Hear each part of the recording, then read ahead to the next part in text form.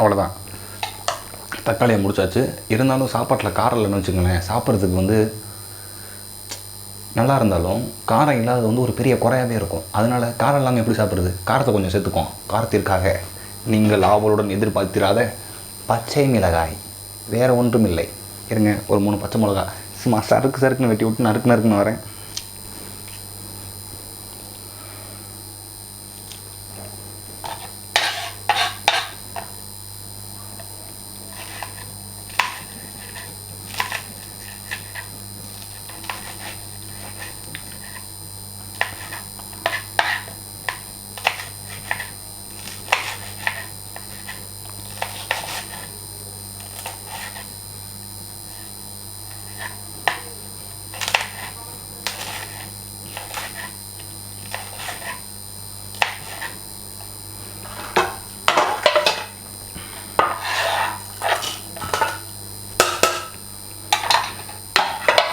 அவ்வளோதான், காய்கறிகளையும் வெட்டியாச்சு. அடுத்து சமைக்கிற வேலையை பார்ப்போம்.